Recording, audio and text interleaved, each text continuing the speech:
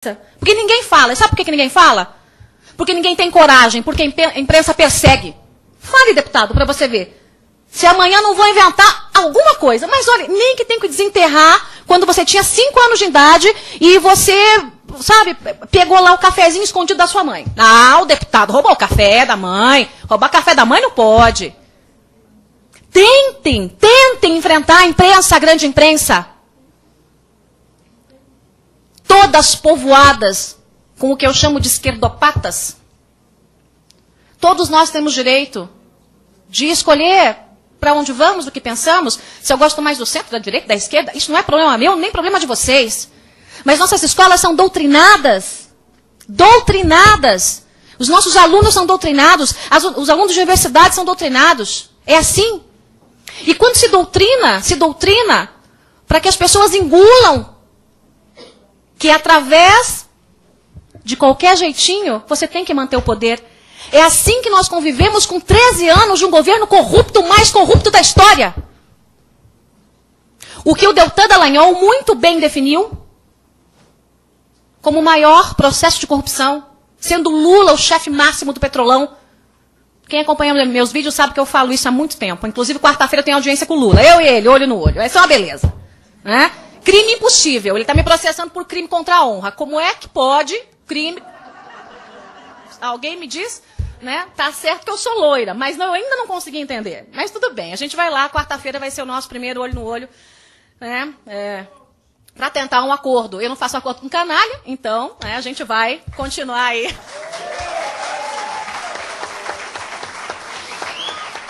A gente vai continuar a briga longe. Eu conversava um pouco mais cedo com o Deltan, na salinha, e o Deltan é essa figura doce, né? Ele é todo tímido, assim como o Sérgio Moro. O Sérgio Moro, ele se esconde até para rir, né? Ele fica todo tímido, e essa popularidade toda deixa eles até um pouco constrangidos. E ele me agradeceu, ele falou assim, Joyce, como eu queria ter essa casca dura que você tem. Eu falei, depois de apanhar muito, a gente vai ficando com a couraça mais dura. Ele falou, como eu queria ter essa casca dura que você tem. Porque você fala mesmo. Eu vi o vídeo que você fez me defendendo. Quem é que ataca, gente, as 10 medidas? Quem é que ataca um projeto que basicamente combate a corrupção? É quem é corrupto quer ser corrupto se vale da corrupção. Não há lógica racional para alguém como o deputado Teixeira, lá na Câmara. O deputado Diego viu. Começou a bater boca lá comigo, dizendo que eu estava falando besteira. E eu comecei a debater com ele. Ficou nervoso, foi embora, saiu, não conseguiu continuar o debate. Mas me expliquem racionalmente se nós temos 200 bilhões de reais por ano que escoam pelo ralo da corrupção. Dinheiro que poderia resolver os problemas da saúde, da educação, da segurança pública, dos miseráveis. E aí vem malandro me dizer, não, mas esse projeto aqui é muito duro. Não, esse aqui vai botar corrupto na cadeia. Que é isso? É para ir para a cadeia, sim. Lugar de corrupto é na cadeia. Lugar de assassino é na cadeia. E a corrupção mata. A corrupção mata. Por isso, eu defendo que tem que ser tratada como crime hediondo. Hediondo. Eu fiquei muito emocionada, assim, com a alma aquecida, quando o Moro finalizou a palestra dele citando Roosevelt. E falando sobre corrupção, que é o pior de todos os crimes, porque não atinge uma pessoa, atinge uma comunidade, atinge uma cidade, um estado, atinge uma nação. A nossa nação foi vítima de corrupção por tantos e tantos anos. E que foi aperfeiçoada à enésima potência nos últimos 13 anos. E repito, não sou eu que estou dizendo isso. São investigações. Não fui eu que montei a Lava Jato, não fui eu que criei o Petrolão. Mas eu sei que é o maior esquema de corrupção da história do mundo moderno. Quantas pessoas morreram por conta desse esquema de corrupção? Os senhores já pararam para pensar? Quantas crianças morreram em hospital? Quantos idosos não conseguiram UTI? Porque não tinha. Quanta gente morreu esperando remédio?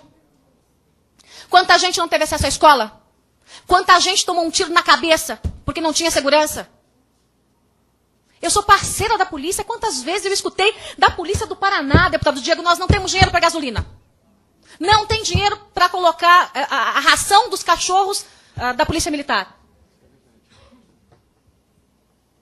E dinheiro de corrupção enchendo bolsos de canalhas, de ladrões, assassinos. Ele não pega a arma e atira, mas ele pega a caneta, que é muito mais perigosa. Dinheiro que muitas vezes sai lá do orçamento para encher as burras dos bolsos dessa imprensa, que ninguém tem coragem de falar. Agora eu vou virar alvo da imprensa de vez, Ave Maria. Ninguém tem coragem de falar. Quantas vezes vocês não viram veículos de comunicação mudando de lado? Quem foi que elegeu Lula? Hein, gente? Quem transformou o Lula no Lulinha Paz e Amor? Fui eu? Foi o deputado Diego? Foram vocês? A imprensa? A troco do quê? Do meu muito obrigada? Tenho certeza que não. É dinheiro que escoa. E como o Deltan falou, processos de corrupção que quando você olha, né, você lendo o preto no branco, até parece que está certinho. É honesto usar dinheiro público para destruir pessoas nos meios de comunicação ou para construir imagens de canalhas que passam a não ser tão canalhas assim, afinal de contas, né, começam a ser bem vistos, né, reportagens boas. Mas querem pior? Política do achaque. Política do achaque. Quantos aqui que são vereadores, deputados, vocês que trabalham com política, nunca viram, ou nunca foram, ou nunca viram alguém ser achacado? Surra na imprensa, dia e noite, até começar a pingar o pichuleco. Eu tenho pensado muito sobre isso, porque a gente tem que tratar de corrupção em todos os níveis. Porque é muito bonito eu subir aqui e só falar da corrupção no meio político. Lindo, né? Mas e a corrupção que envolve o meio que eu vivo?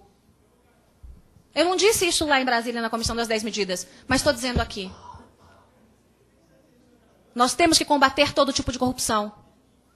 Nós temos que combater todo tipo de corrupção. Em todos os cantos, em todo lugar. E nós temos que quebrar a cultura da corrupção que existe hoje no Brasil. E há a cultura da corrupção. Hoje, ser corrupto no Brasil, tirando a Lava Jato, que como o próprio Deltan disse, é um ponto fora da curva. Hoje, ser corrupto no Brasil vale a pena. Se qualquer um de vocês vir um moleque aí, roubar uma bicicleta, dar um empurrão no dono da bicicleta, só um empurrão, não precisa machucar não, e roubar, a pena dele é mais pesada do que alguém que rouba o Brasil. A pena de um moleque que rouba uma bicicleta é mais pesada do que a pena de alguém que rouba a minha nação. Porque hoje a pena mínima para corrupção são de 2 anos. Para quem rouba bicicleta, 4. Pode isso? Pode isso? Alguém se contenta com isso? Mas no Brasil, as pessoas se contentaram.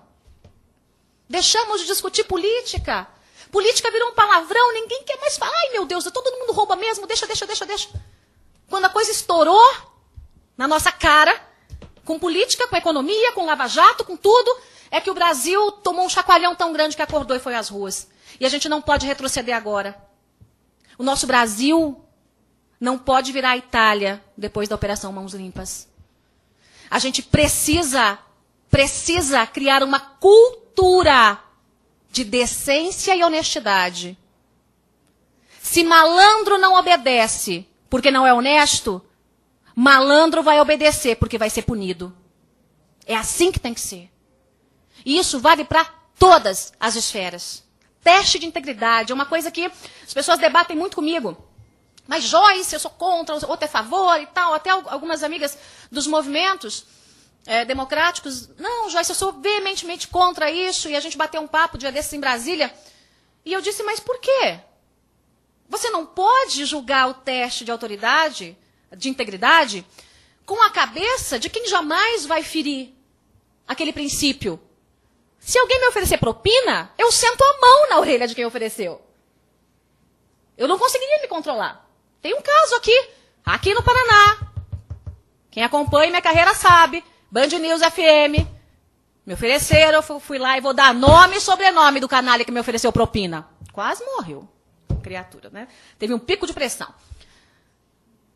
Esse é o tipo de coisa que acontece na imprensa, lamentavelmente, deputado. Lamentavelmente. Quando você tem alguém que não tem papas na língua, esse alguém ou é obrigado a se calar, ou aceita um pichuleco e muda de ideia, ou então pega as malas e vai embora. É o que eu sempre fiz. Por isso que eu resolvi criar os meus canais.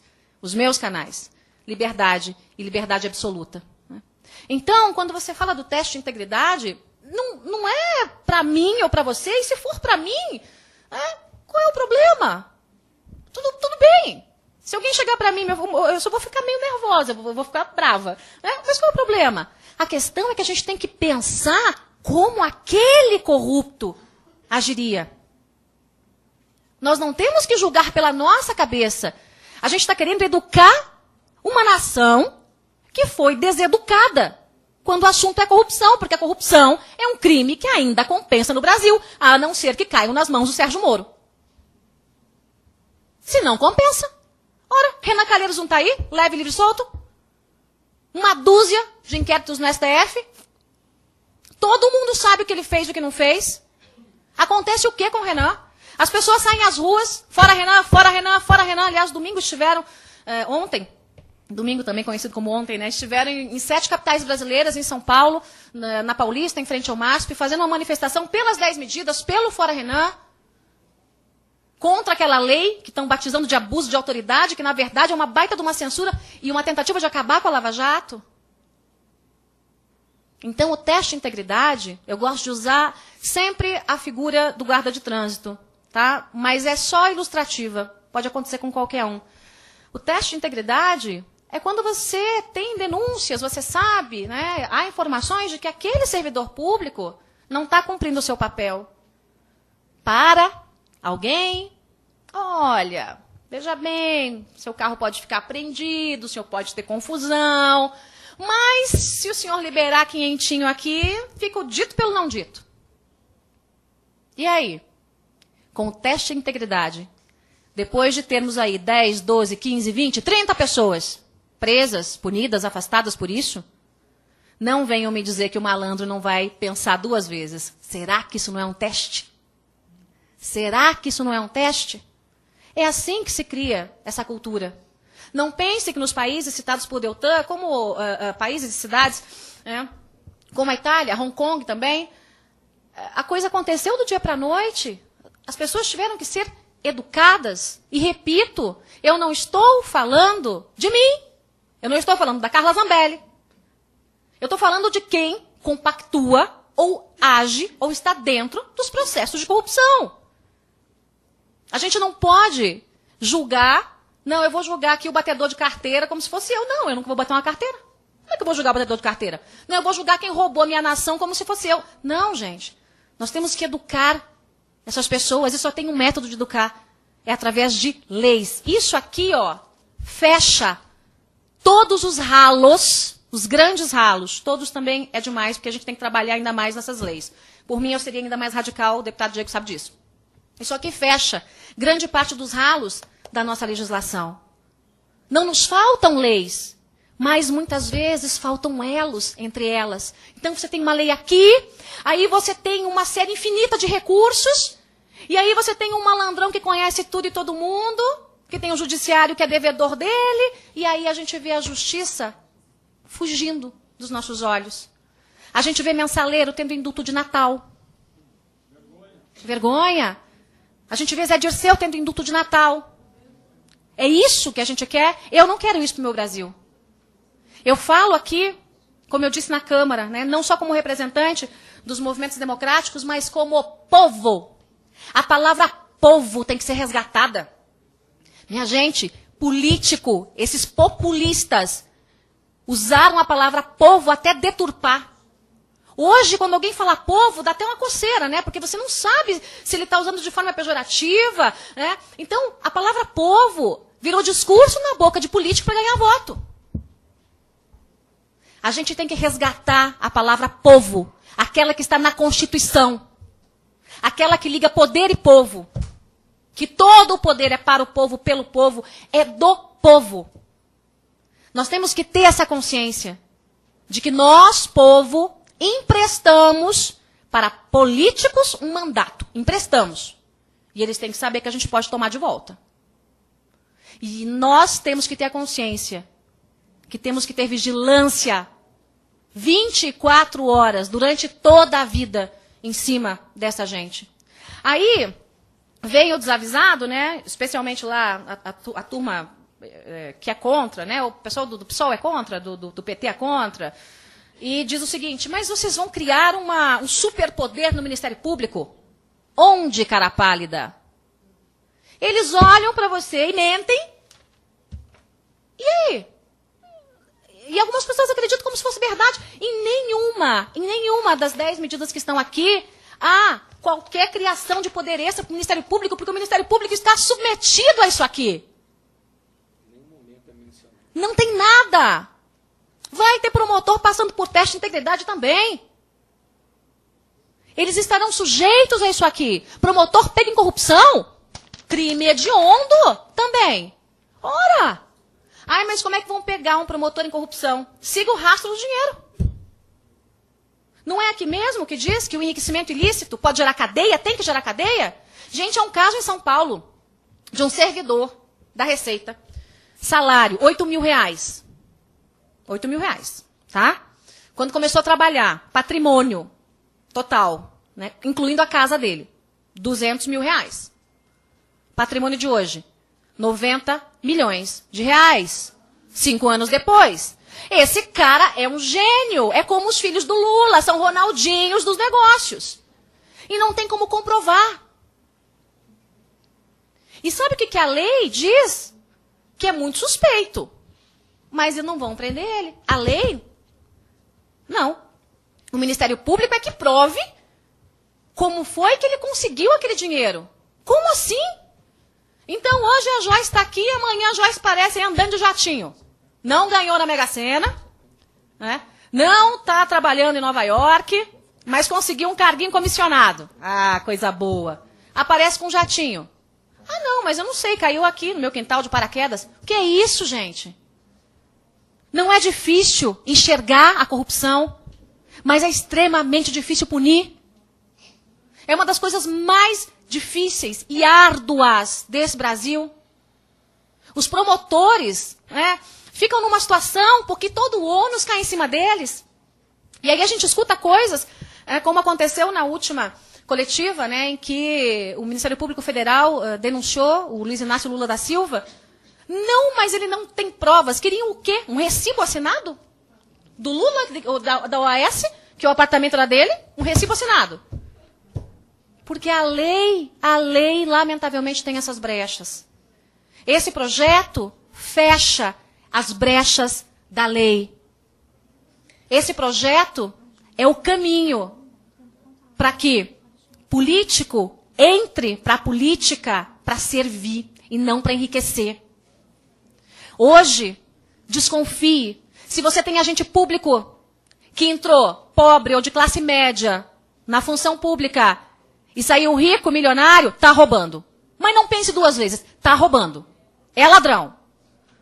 Porque função pública não enriquece ninguém. Ninguém. Mantém um bom padrão de vida, aquela coisa toda. Ok, é um bom salário, tem benefícios, mas não para ficar milionário. Não, de jeito nenhum. Então, o que a gente está querendo com isso aqui é que o crime de corrupção seja um crime mais pesado que roubar uma bicicleta. Que o crime de corrupção seja um crime mais pesado do que o crime do ladrão de galinha. Porque é literalmente isso. Hoje o ladrão de galinha pode ter uma pena maior do que quem rouba o nosso país. Aqui não há, em hipótese alguma, privilégios para o Ministério Público. Muito pelo contrário. Todos são agentes públicos. E todos estarão submetidos a essas leis. 10 medidas contra a corrupção. Para fechar, eu nem sei quanto tempo eu tenho, mas eu imagino que seja pouco tempo, né? Bom, ninguém avisou ainda, então... Então estou no tempo. Além de aumentar, gente, a pena mínima para a corrupção, né, como eu disse para vocês, que é um absurdo, é um deboche, é um escárnio, né, é como se batessem todo dia no nosso rosto, né, a gente precisa fechar o cerco em relação ao enriquecimento ilícito, prender. Prender, sim. O deputado petista Paulo Teixeira me disse, mas por que você quer prender quem enriqueceu ilegalmente? Então, por que você só não pega o dinheiro de volta? Falei, primeiro, porque não sou eu, né? Isso aqui vai ser lei.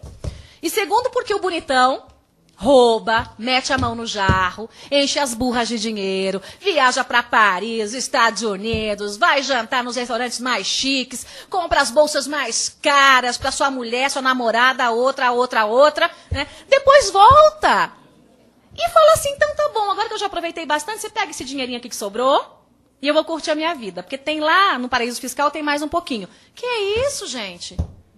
Que é isso? Não comprovou de onde vem o dinheiro? É cadeia. Cadeia. Tem que ser assim. E isso, por que nós estamos falando em especial para os agentes públicos? Tem que ser para todo mundo, tá, gente? Não é só para agente público, não.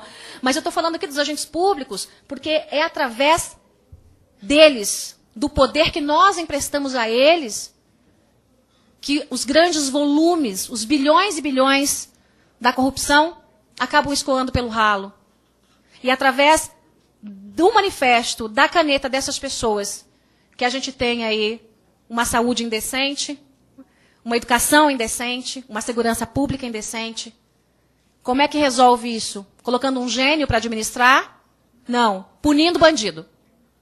Punindo bandido. Quando corrupção não for mais um crime que vale a pena, tenham certeza, nosso Brasil vai ser diferente. É isso. Muito obrigada.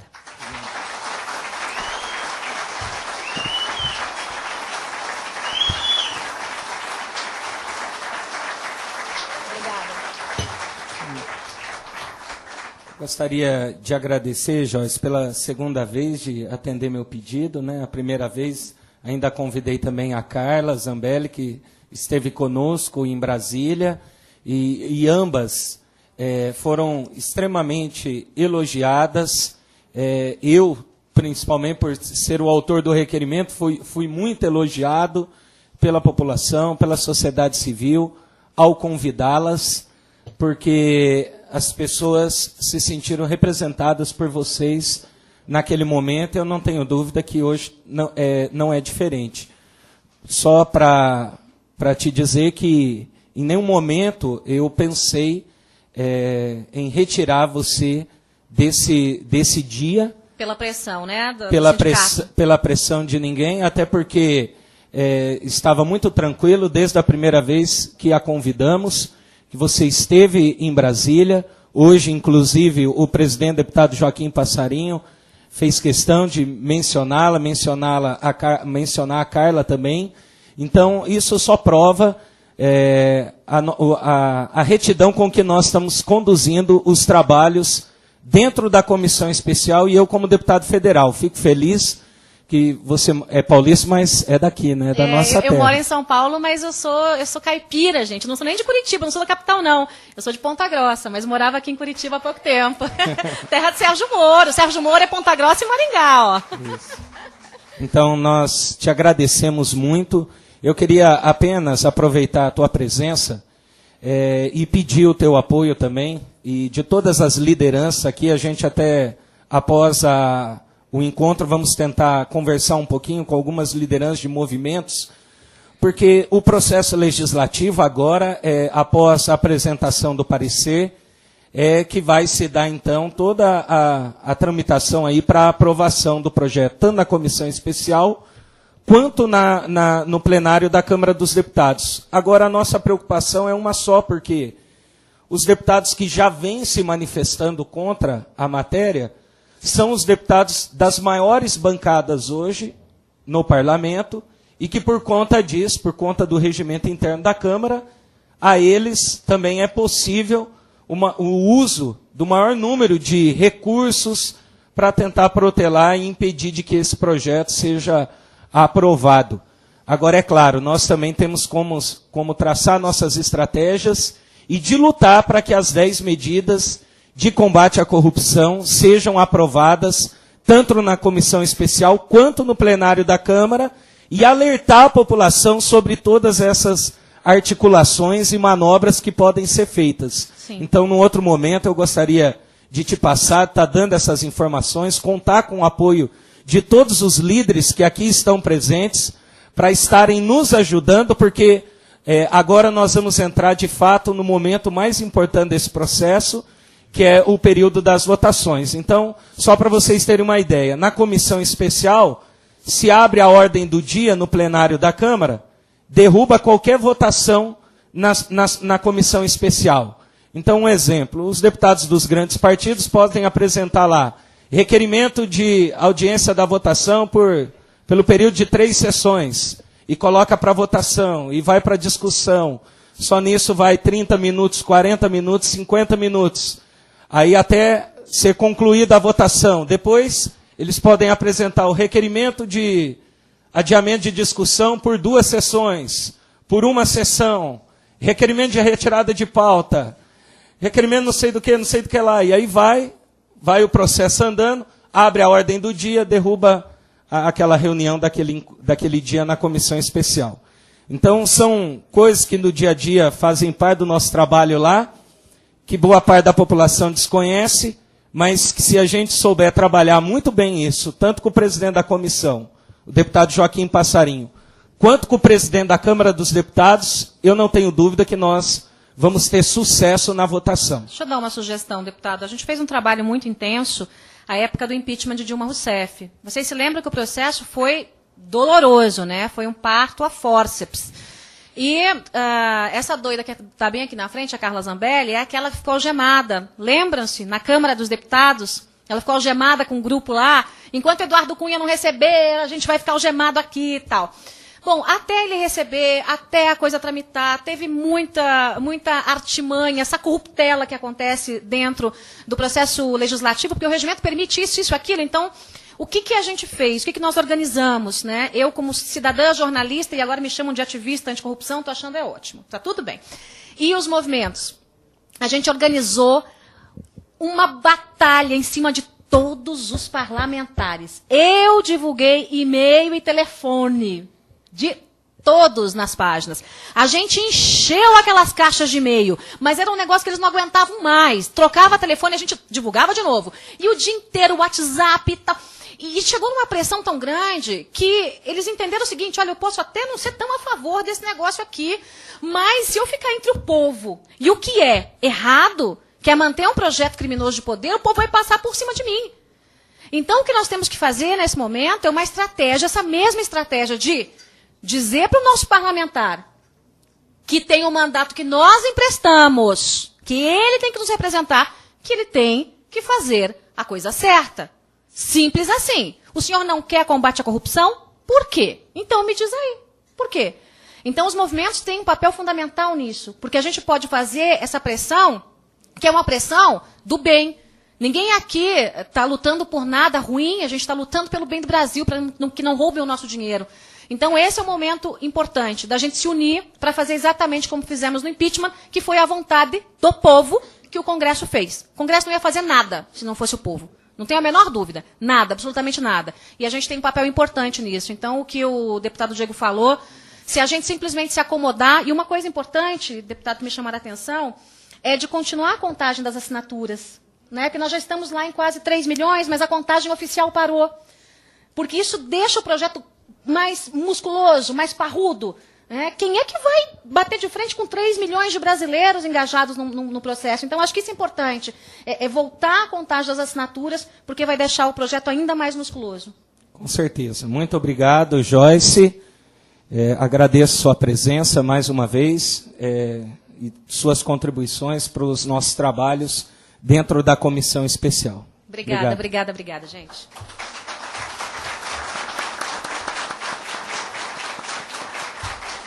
Eu convido a senhora Thaís Monteiro, coordenadora do movimento Vem Pra Rua.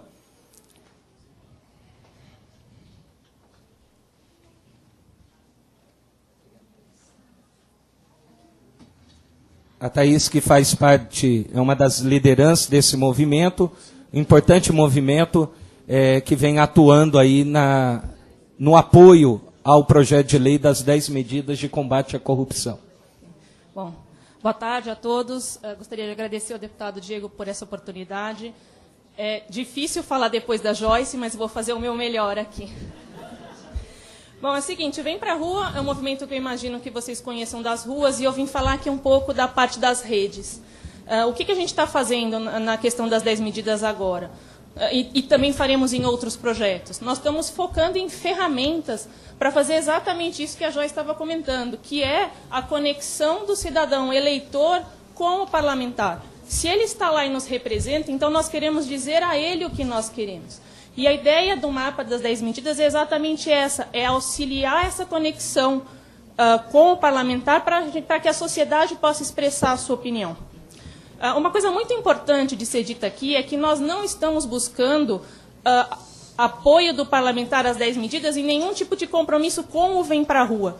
Nós estamos procurando o compromisso do parlamentar com a sociedade. Então, nós não queremos declarações para nós, ou que sejam enviadas por carta, por e-mail. Nós queremos hoje declarações públicas. Nós queremos que os parlamentares vão até as suas redes sociais ou nos seus próprios websites e declarem apoio às 10 medidas e à tramitação do projeto. Nós não queremos declarações para o Vem Pra Rua. E isso é muito importante, porque nós queremos ser uma ferramenta entre o povo e aqueles que nos representam. Então, o mapa é muito aberto a todos que queiram participar. Lá nós classificamos entre a favor, contra e indeciso, de acordo com essas declarações públicas. Então, para quem aqui encontrou uma declaração divergente da que está lá, a gente tem um botãozinho no mapa que diga, clique aqui, encontrou um erro, faça um contato. E mandando para a gente esse link de uma declaração pública, nós faremos a alteração. Tá? O importante é ressaltar que não vale uma declaração dizendo eu sou contra a corrupção. Todos nós somos. Eu sou contra a corrupção através do PL das 10 medidas e eu vou fazer tudo o que eu puder para ajudar na aceleração da tramitação desse projeto. É isso que a gente está. É esse o nosso trabalho hoje. É um trabalho aberto a todos os voluntários que queiram participar. Não é um trabalho exclusivo das equipes do Vem Pra Rua. E é isso, está aqui para todos nós podermos exercer a nossa cidadania. Obrigada. Obrigado, Thaís. Obrigado.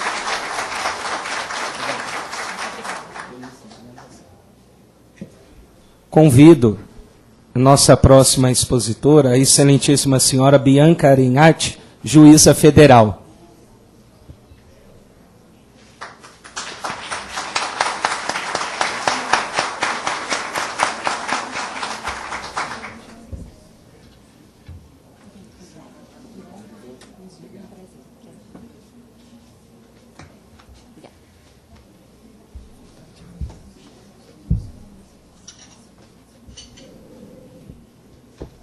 Bem, boa tarde a todos. Cumprimento a todos os presentes ainda nessa bela audiência pública, ao deputado Diego Garcia pelo convite que me foi externado, né, em relação à Justiça Federal, e especialmente ao Procurador da República, Deltan, que acabou me selecionando para conversar com vocês um pouco a respeito aqui dessas 10 medidas contra a corrupção. E gostaria de saudar especialmente os presentes que se mantiveram aqui, parlamentares e grupos de movimentos sociais. Em nome da Justiça Federal, eu gostaria de dizer para vocês que esse apoio da comunidade nos é muito caro. Eu tenho 15 anos de justiça e jamais tinha visto uma luz no fim do túnel. Hoje, com a sociedade em peso, apoiando as medidas, apoiando a atuação dos juízes, encorajando profissionais que estão trabalhando com seriedade, com retidão, cumprindo os deveres dos cargos de todos eles, realmente nós sentimos uma luz, nós sentimos a força novamente. E isso nos faz continuar lutando. Então, eu quero saudar especialmente os integrantes dos movimentos sociais que estão aqui presentes, do Instituto Mude, do Instituto Muda Brasil, as pessoas que estão aqui e que acabaram deixando seus lares para estarem aqui conosco. Isso realmente faz uma enorme diferença. Então, gostaria de saudar. Gostaria também de explicar para vocês qual seria a razão de uma juíza chegar aqui, ser convidada, né? Então a gente acaba escutando algumas críticas, algumas opiniões divergentes. Eles estão querendo mais poder. Os juízes estão querendo ser fascistas. Os juízes estão querendo ser autoritários.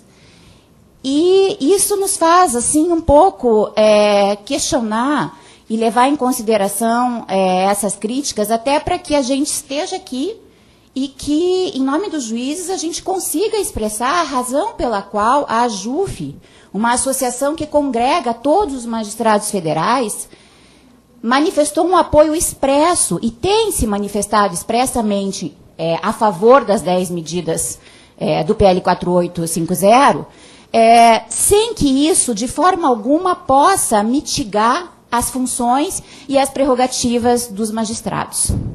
E por que isso? Porque quando a gente pensa num concurso de juiz, e aí eu já falo tomando como base que a grande parte daqui não integra a magistratura, ou talvez até desconheça como é feito esse ingresso no cargo, nós passamos por um concurso bastante complicado, e no momento da nossa posse nós fazemos um juramento. Eu tive a honra de, em 2001, fazer o juramento em nome da turma. E o juramento foi assim: prometo cumprir e fazer cumprir a Constituição da República e as leis da República Federativa do Brasil, e cumprir com lealdade e prontidão os deveres do meu cargo. E daí todos os juízes empossados falam: assim eu prometo. Então, deputado, eu fiz uma promessa há 16 anos atrás, e eu não consegui cumprir essa promessa. Então, eu estou aqui, deixei meu gabinete, deixei minhas filhas, e eu vim aqui expressar que os juízes federais gostariam muito de cumprir esse juramento. Nós precisamos, no entanto, de instrumentos. E daí já peço a licença para contar um relato da minha vida profissional pessoal. Passei no concurso em 2001, tomei posse, vim trabalhar como substituta do juiz Sérgio Moro. Curitiba. Nossa vara era a antiga 2ª Vara Federal Criminal. Nós, até então, éramos a expressão da Justiça Federal clássica. A coisa mais relevante que a gente fazia era condenar sonegador ou, eventualmente, algum laranja que trazia mercadoria ali do Paraguai através de Balsa Nova. Isso era ser juiz do crime, juiz federal. Apesar de a Constituição determinar que nós fizéssemos muito mais. Nós não fazíamos. De repente, no final do ano de 2001, nós fomos surpreendidos com a especialização da 2ª Vara Federal Criminal na 2ª Vara do Brasil, especializada em lavagem de dinheiro e crimes contra o sistema financeiro nacional. Éramos magistrados, estamos a serviço da nação e aceitamos o encargo. Para nossa surpresa, nossa atuação começava com nada menos do que 800 inquéritos policiais, que tramitavam em Foz do Iguaçu desde 1998. Eles não estavam tramitando, eles estavam afundando. Numa sala em que ninguém conseguia abrir a porta. Para transportar esses inquéritos para Curitiba, pelo volume de cada penso, deputado, foram necessários quatro caminhões escoltados. Esses caminhões chegaram em Curitiba. Eu, na época, tinha 25 anos. O Moro devia ter 30 e um pouquinho, 32. E nós recebemos aqueles inquéritos. Ninguém queria tocar neles. A polícia não tinha especialização, a Receita não tinha especialização, e aquilo tudo ia prescrever. E do que tratavam esses inquéritos? Do desvio de nada menos do que 2 bilhões de reais, dos idos de 95 a 98, através de contas chamadas CC5, e da atuação de doleiros, principalmente da região aqui do Paraná, envolvendo diretorias e superintendências do Banestado. Aqueles inquéritos nos chegaram, nós resolvemos tomar conta daquele caso foram distribuídos pela especialização para a segunda vara e caíram nas mãos do titular. Né? A gente tem uma distribuição autônoma, mas o substituto acaba pegando outros casos similares. Na época, o Moro ficou com o caso do Banestado, eu fiquei com o caso do Banco Araucária, que tratava praticamente dos mesmos fatos. Como os fatos se sucederam? E eu falo aqui do Banestado justamente porque ele foi um germe muito importante para a segunda vara e agora a 13ª Vara Criminal.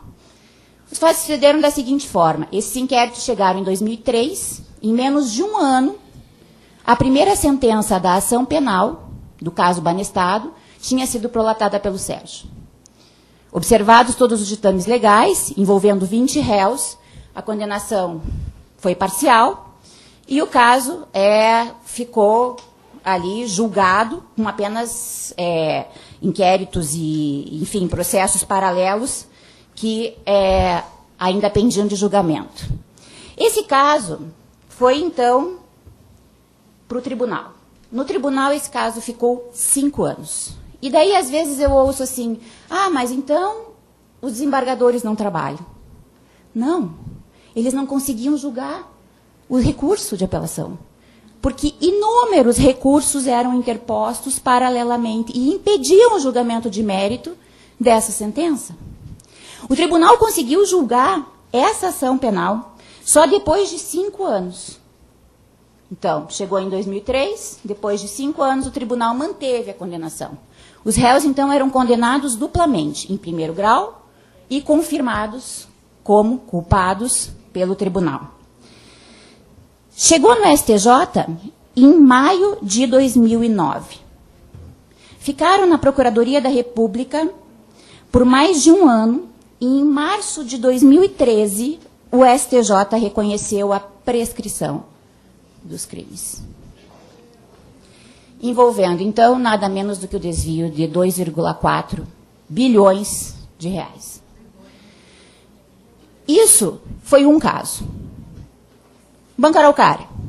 O que aconteceu com o Banco Araucária? Mesma instituição, mesmos fatos, conta ICC5, também lá da região de Foz do Iguaçu. Uma das principais ações penais com a qual eu trabalhava, ela envolvia 46 denunciados. O julgamento aconteceu, os recursos foram interpostos, e daí vocês perguntam o que deu o caso do Banco Araucária. Nós estávamos em 2003, hoje nós estamos em 2016. Nesse período, eu fui promovida, eu passei por Jacarezinho, eu passei por Guarapuava, eu passei pela turma recursal, eu passei por Joinville, eu casei, eu separei, eu tive 2 filhas. E o mérito desse processo não foi julgado. Não tem decisão de mérito nesse processo. Os crimes estão prescritos. Parecido com isso, logo depois, quando começaram as investigações ali do Banestado, foram descobertas algumas contas em Nova York. Essas contas em Nova York foi um caso que ficou muito famoso, chamou Bacon Hill. Não sei se vocês se recordam ou, de repente, ouviram falar na imprensa. Casos de desvios gigantescos. Na época, a gente teve que fazer um corte nas investigações, porque não se conseguia processar e julgar todos os envolvidos naquela enorme evasão de divisas, naquela enorme lavagem de dinheiro. Qual foi o fim desse caso? Mesma coisa. Eu me lembro quando foi inaugurada a vara criminal, a instalação da vara de lavagem de dinheiro, a segunda vara, eu me lembro que o então ministro Gilson Dipp, ele tinha muito orgulho de dizer que no país inteiro nós tínhamos um único caso transitado em julgado envolvendo crime contra o sistema financeiro e lavagem de dinheiro e corrupção de agentes. Esse caso era justamente um caso de uma sentença prolatada lá na segunda vara criminal. E isso era tratado de uma forma como se fosse muito orgulho, né? Quer dizer, existe sim, o Brasil tem uma condenação transitada em julgado envolvendo esse tipo de delito. Para minha surpresa, 2 anos depois, esse caso foi levantado. Esse réu tinha sido condenado definitivamente porque ele tinha fugido do país. E ele resolveu voltar para o país, porque ele entendeu que ele tinha que morar aqui. E ele conseguiu reverter uma condenação transitada em julgado. Levantando essa condenação transitária em julgado, ele ressuscitou todo o julgamento. De modo que há 2 anos atrás, o que aconteceu com o processo de lavagem de dinheiro, que era o único transitado em julgado no país? Prescreveu. Então, eu penso assim, o que será que um juiz federal deve fazer diante de uma realidade dessas? Ele tem 2 opções, né? Ele pode cruzar os braços e trabalhar em algum tipo de área que não dê tanto volume de serviço e simplesmente achar que as coisas vão se resolver por si sós. Ou ele pode pensar no dia em que ele tomou posse. E ele pode lembrar, deputado, do poder que o povo nos deu aos parlamentares, aos executivos e aos magistrados. Qual é o poder da caneta do Sérgio Moro? De onde vem o poder quando a gente assina a sentença? De onde? Se vocês conhecem a Constituição da República Federativa do Brasil, o artigo 1º, parágrafo único, fala uma coisa muito clara, que não é difícil de entender. Todo poder emana do povo e para ele deve ser exercido. Isso é tão relevante que na Itália, deputado, os juízes começam a sentença assim: em nome do povo, eu decido. Então, os juízes estão aqui em apoio a essas medidas, pedindo que elas sejam analisadas com o cuidado que elas devem ser. Congratulando essa iniciativa das audiências públicas estarem sendo realizadas, da sociedade estar sendo chamada, de membros de vários poderes estarem sendo ouvidos, para que realmente se tente uma mudança e para que a magistratura consiga ter os instrumentos para cumprir a promessa feita quando esse poder lhes foi outorgado. Seria muito difícil, como o próprio procurador Deltan hoje falou, nos deram uma missão, como que construir um castelo, né? Só que não nos deram os instrumentos. Hoje em dia nós vivemos uma situação de frustração, porque realmente nós não conseguimos galgar a execução daquilo para o qual a gente foi renomeado, que é executar a justiça. Então, pela experiência que nós temos ali na vara criminal e pela experiência acadêmica até que eu tenho, sou dedicada ao estudo do processo penal, eu gostaria de dizer que li todas as medidas.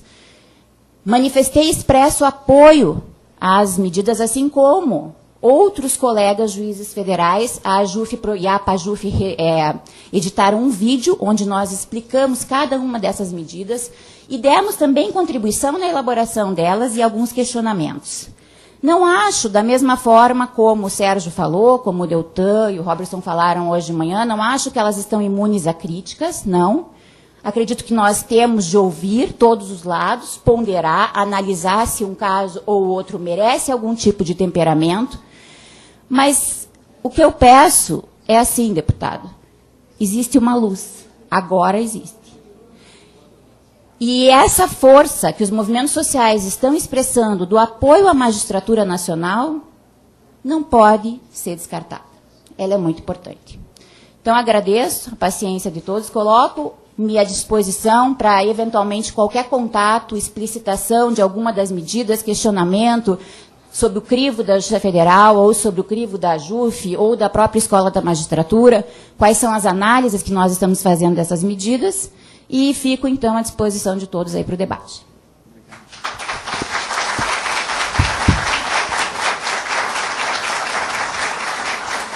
Doutora Bianca, em nome da comissão especial que acompanha as medidas contra a corrupção, em nome da população, do povo do meu estado do Paraná, que me elegeu deputado federal, sem nunca ter sido político, nunca tinha sido candidato,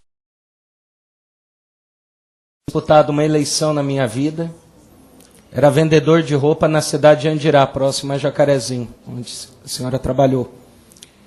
E fui eleito com a campanha mais barata do estado do Paraná, uma campanha limpa, sem corrupção. e hoje como um dos autores das 10 medidas na Câmara. Eu assinei o projeto na Câmara, mas eu sei da minha responsabilidade com mais de 2,5 milhões de pessoas que já assinaram também o apoiamento a essas medidas, e com as suas palavras hoje aqui nesse encontro regional, pode ter certeza que nós vamos repercuti-la junto aos demais parlamentares na Câmara dos Deputados, principalmente agora que ela entra nessa fase de aprovação lá na comissão especial, e vamos fazer com que chegue essa manifestação a todos os deputados membros da comissão e aos demais parlamentares que depois vão apreciar essa matéria lá. A nossa luta, segundo estimativas da ONU, que estima um desvio por ano de 200 bilhões de reais dos cofres públicos no nosso país. Por isso ele está ranqueado aí entre os países com maior índice de corrupção. 200 bilhões, para vocês terem uma ideia, daria para triplicar o orçamento da saúde, triplicar o orçamento da educação, daria para investir 5 vezes mais em segurança pública no nosso país, daria para construir 10 escolas por município, por ano, no nosso país. Recentemente eu visitei o Hospital Erasto Gettner, aqui em Curitiba, e eles estão com um projeto agora, ainda só na maquete, para a construção do primeiro hospital especializado no atendimento de crianças e adolescentes do sul do Brasil, com a estimativa aí de mais de 30 milhões de investimentos. Com esse dinheiro daria para ter sido construído já, por ano, 6 mil hospitais como esse. Então a corrupção, ela mata. A corrupção, ela é um mal muito grande. Nós temos que combatê-la de todas as formas, seja da pequena ação, seja daquele que quer tirar proveito em manipular, seja o desvio de 50 centavos que seja, ou os grandes casos de corrupção. Então nós temos que, sim, nos mobilizar para fazer todo esse trabalho de conscientização, não só também nos períodos eleitorais, mas antes de estar fazendo esse trabalho dentro das escolas, em todos os ambientes que nos derem o espaço para conscientizar a população e mostrar que o que está por detrás da corrupção é um mal muito grande e que atingirá com certeza a vida de cada um de nós de forma direta ou indireta. Eu entrei na política por conta de um caso de corrupção que aconteceu na cidade de Andirá, onde eu morava, hoje moro em Jacarezinho, e que atingiu um membro da minha família, que era meu pai.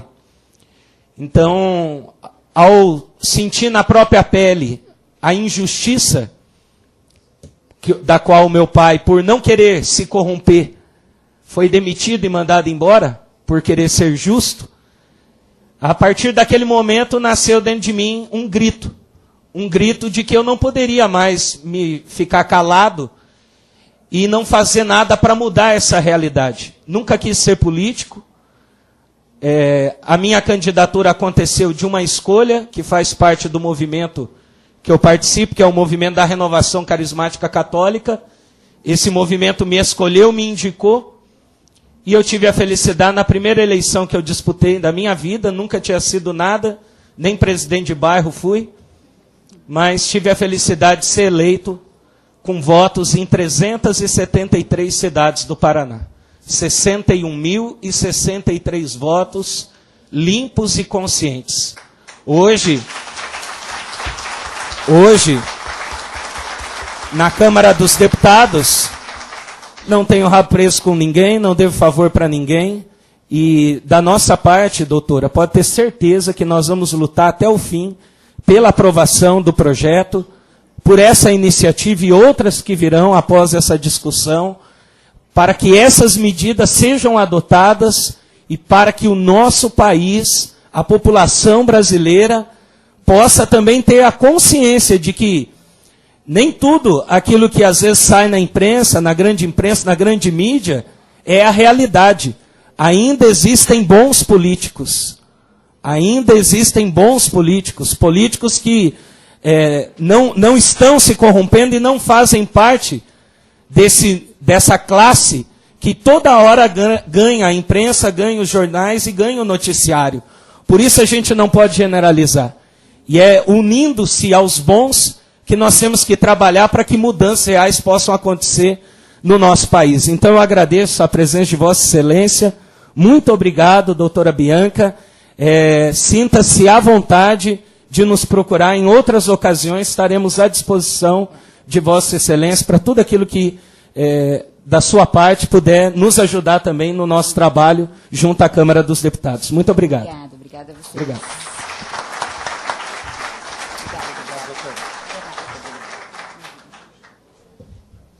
Eu convido a senhora Rafaela, e já pedi desculpa a Rafaela, que eu acho que eu já falei o nome errado dela umas 500 vezes hoje. A senhora Rafaela de Aguirra Pilagalo, representante do movimento Mais Brasil, eu acredito. E também a senhora Alessandra Vargas, representante do movimento Mais Brasil, eu acredito.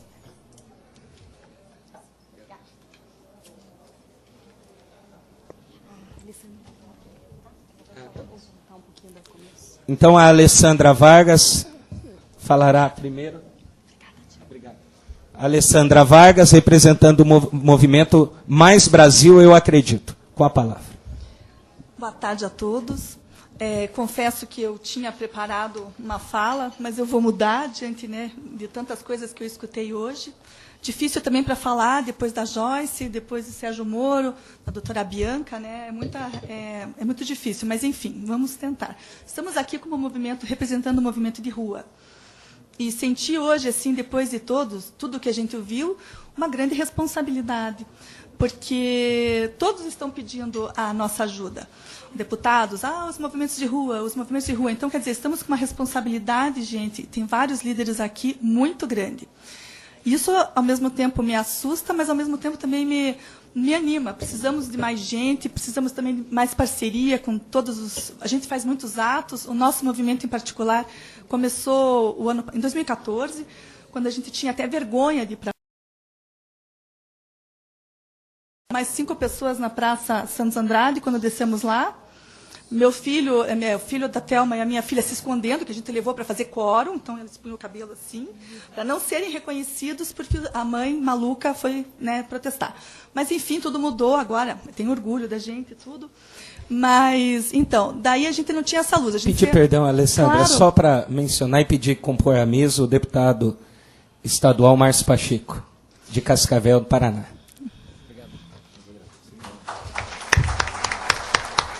Deputado que também é membro da Polícia Federal e apoia aí as 10 medidas de combate à corrupção. Obrigado, deputado. Em seguida, passaremos a palavra também.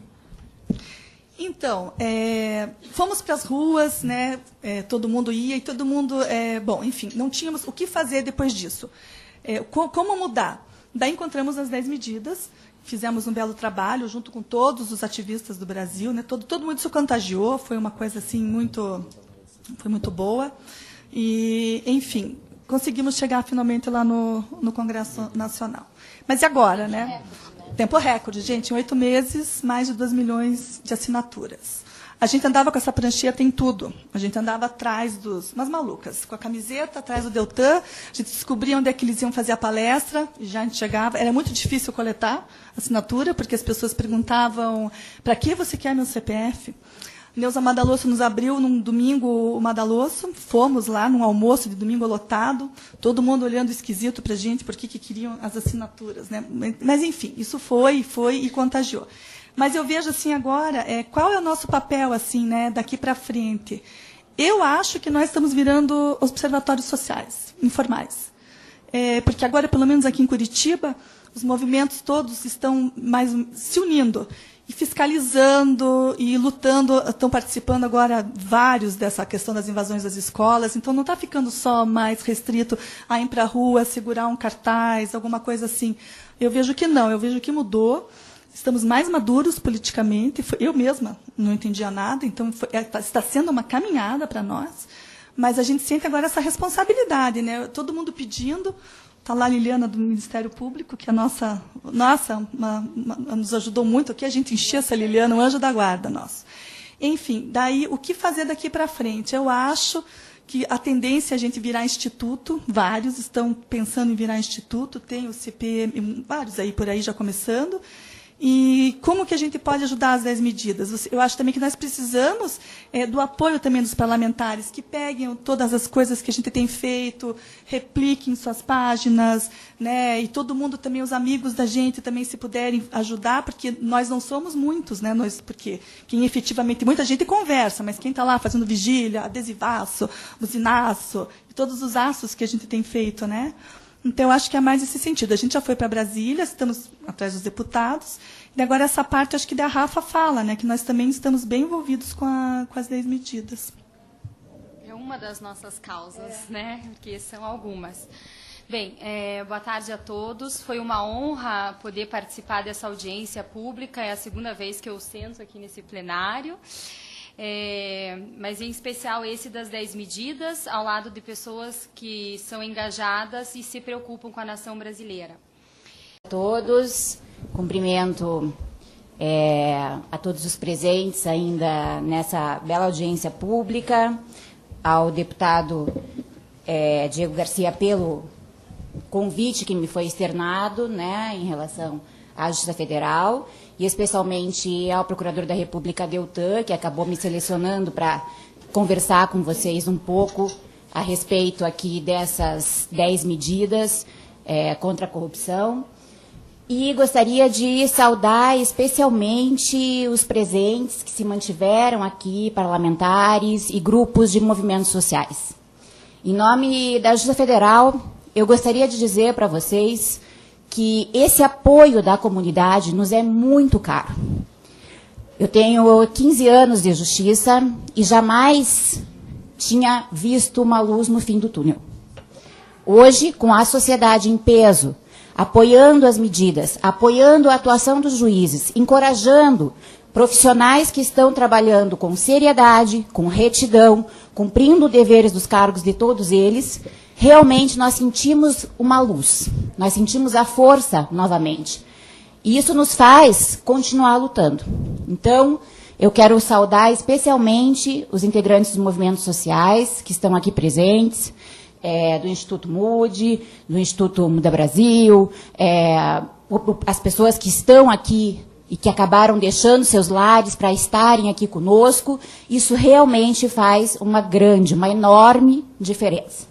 Então, gostaria de saudar.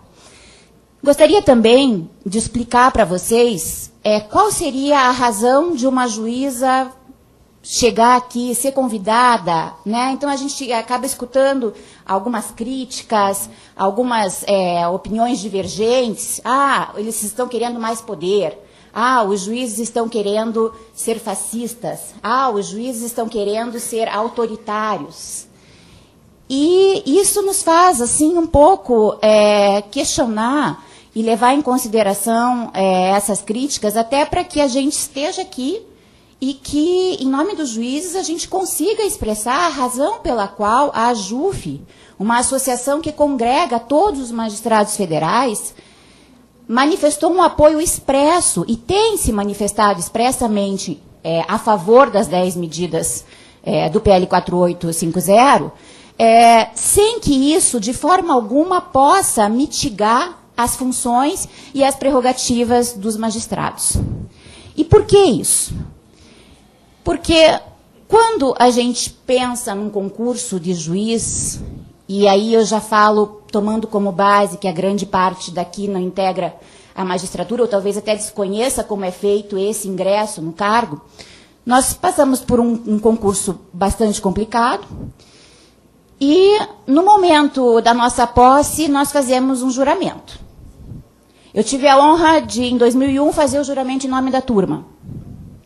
E o juramento foi assim: prometo cumprir e fazer cumprir a Constituição da República e as leis da República Federativa do Brasil, e cumprir com lealdade e prontidão os deveres do meu cargo. E daí todos os juízes empossados falam, assim eu prometo. Então, deputado, eu fiz uma promessa. Há 16 anos atrás. E eu não consegui cumprir essa promessa. Então, eu estou aqui, deixei meu gabinete, deixei minhas filhas, e eu vim aqui expressar que os juízes federais gostariam muito de cumprir esse juramento. Nós precisamos, no entanto, de instrumentos. E daí já peço a licença para contar um relato da minha vida profissional pessoal. Passei no concurso em 2001, tomei posse, vim trabalhar como substituta do juiz Sérgio Moro. Curitiba. Nossa vara era a antiga 2ª Vara Federal Criminal. Nós, até então, éramos a expressão da Justiça Federal clássica. A coisa mais relevante que a gente fazia era condenar sonegador ou, eventualmente, algum laranja que trazia mercadoria ali do Paraguai através de Bossa Nova. Isso era ser juiz do crime, juiz federal. Apesar de a Constituição determinar que nós fizéssemos muito mais. Nós não fazíamos. De repente, no final do ano de 2001, nós fomos surpreendidos com a especialização da 2ª Vara Federal Criminal na 2ª Vara do Brasil, especializada em lavagem de dinheiro e crimes contra o sistema financeiro nacional. Éramos magistrados, estamos a serviço da nação e aceitamos o encargo. Para nossa surpresa, nossa atuação começava com nada menos do que 800 inquéritos policiais, que tramitavam em Foz do Iguaçu desde 1998. Eles não estavam tramitando, eles estavam afundando. Numa sala em que ninguém conseguia abrir a porta. Para transportar esses inquéritos para Curitiba, pelo volume de cada penso, deputado, foram necessários quatro caminhões escoltados. Esses caminhões chegaram em Curitiba. Eu, na época, tinha 25 anos. O Moro devia ter 30 e um pouquinho, 32. E nós recebemos aqueles inquéritos. Ninguém queria tocar neles. A polícia não tinha especialização, a Receita não tinha especialização, e aquilo tudo ia prescrever. E do que tratavam esses inquéritos? Do desvio de nada menos do que 2 bilhões de reais, dos idos de 95 a 98, através de contas chamadas CC5, e da atuação de doleiros, principalmente da região aqui do Paraná, envolvendo diretorias e superintendências do Banestado. Aqueles inquéritos não chegaram, nós resolvemos tomar conta daquele caso, foram distribuídos pela especialização para a 2ª Vara, e caíram nas mãos do titular, né? A gente tem uma distribuição autônoma, mas o substituto acaba pegando outros casos similares. Na época, o Moro ficou com o caso do Banestado, eu fiquei com o caso do Banco Araucária, que tratava praticamente dos mesmos fatos. Como os fatos se sucederam? E eu falo aqui do Banestado justamente porque ele foi um germe muito importante para a 2ª Vara e agora a 13ª Vara Criminal. Os fatos sucederam da seguinte forma. Esses inquéritos chegaram em 2003. Em menos de um ano, a primeira sentença da ação penal, do caso Banestado, tinha sido prolatada pelo Sérgio. Observados todos os ditames legais, envolvendo 20 réus, a condenação foi parcial e o caso ficou ali julgado com apenas inquéritos e, enfim, processos paralelos que ainda pendiam de julgamento. Esse caso foi, então, para o tribunal. No tribunal, esse caso ficou 5 anos. E daí, às vezes, eu ouço assim, mas então os desembargadores não trabalham. Não, eles não conseguiam julgar o recurso de apelação, porque inúmeros recursos eram interpostos paralelamente e impediam o julgamento de mérito dessa sentença. O tribunal conseguiu julgar essa ação penal só depois de 5 anos. Então, chegou em 2003, depois de 5 anos, o tribunal manteve a condenação. Os réus, então, eram condenados duplamente, em primeiro grau, e confirmados como culpados pelo tribunal. Chegou no STJ em maio de 2009. Ficaram na Procuradoria da República por mais de um ano e em março de 2013 o STJ reconheceu a prescrição dos crimes. Envolvendo, então, nada menos do que o desvio de 2,4 bilhões de reais. Isso foi um caso. Banco Araucária. O que aconteceu com o Banco Araucária? Mesma instituição, mesmos fatos, conta ICC5, também lá da região de Foz do Iguaçu. Uma das principais ações penais com a qual eu trabalhava, ela envolvia 46 denunciados. O julgamento aconteceu, os recursos foram interpostos, e daí vocês perguntam o que deu o caso do Banco Araucária. Nós estávamos em 2003, hoje nós estamos em 2016. Nesse período, eu fui promovida, eu passei por Jacarezinho, eu passei por Guarapuava, eu passei pela turma recursal, eu passei por Joinville, eu casei, eu separei, eu tive 2 filhas. E o mérito desse processo não foi julgado. Não tem decisão de mérito nesse processo. Os crimes estão prescritos. Parecido com isso, logo depois, quando começaram as investigações ali do Banestado, foram descobertas algumas contas em Nova York. Essas contas em Nova York foi um caso que ficou muito famoso, chamou Bacon Hill. Não sei se vocês se recordam ou, de repente, ouviram falar na imprensa. Casos de desvios gigantescos. Na época, a gente teve que fazer um corte nas investigações, porque não se conseguia processar e julgar todos os envolvidos naquela enorme evasão de divisas, naquela enorme lavagem de dinheiro. Qual foi o fim desse caso? Mesma coisa. Eu me lembro quando foi inaugurada a vara criminal, a instalação da vara de lavagem de dinheiro, a segunda vara. Eu me lembro que o então ministro Gilson Dipp, ele tinha muito orgulho de dizer que no país inteiro nós tínhamos um único caso transitado em julgado envolvendo crime contra o sistema financeiro e lavagem de dinheiro e corrupção. Quando o assunto é corrupção, porque a corrupção é um crime que ainda compensa no Brasil, a não ser que caiam nas mãos do Sérgio Moro. Se não compensa. Ora, Renan Calheiros não está aí? Leve, livre e solto? Uma dúzia de inquéritos no STF. Todo mundo sabe o que ele fez e o que não fez. Acontece o que com o Renan?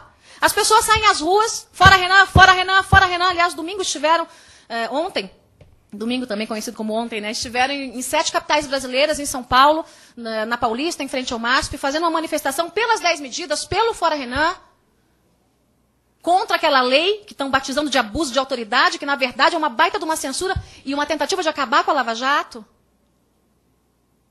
Então, o teste de integridade, eu gosto de usar sempre a figura do guarda de trânsito, tá? Mas é só ilustrativa, pode acontecer com qualquer um. O teste de integridade é quando você tem denúncias, você sabe, né, há informações de que aquele servidor público não está cumprindo o seu papel. Para alguém, olha, veja bem, seu carro pode ficar apreendido, o senhor pode ter confusão, mas se o senhor liberar quinhentinho aqui, fica o dito pelo não dito. E aí? Com o teste de integridade, depois de termos aí 10, 12, 15, 20, 30 pessoas presas, punidas, afastadas por isso, não venham me dizer que o malandro não vai pensar 2 vezes. Será que isso não é um teste? Será que isso não é um teste? É assim que se cria essa cultura. Não pense que nos países citados por Deltan, como países e cidades, como a Itália, Hong Kong também, a coisa aconteceu do dia para a noite. As pessoas tiveram que ser educadas. E repito, eu não estou falando de mim. Eu não estou falando da Carla Zambelli. Eu estou falando de quem compactua ou age ou está dentro dos processos de corrupção. A gente não pode julgar, não, eu vou julgar aqui o batedor de carteira como se fosse eu. Não, eu nunca vou bater uma carteira. Como é que eu vou julgar o batedor de carteira? Não, eu vou julgar quem roubou a minha nação como se fosse eu. Não, gente. Nós temos que educar essas pessoas, e só tem um método de educar. É através de leis. Isso aqui, ó, fecha todos os ralos, os grandes ralos. Todos também é demais, porque a gente tem que trabalhar ainda mais nessas leis. Por mim, eu seria ainda mais radical, o deputado Diego sabe disso. Isso aqui fecha grande parte dos ralos da nossa legislação.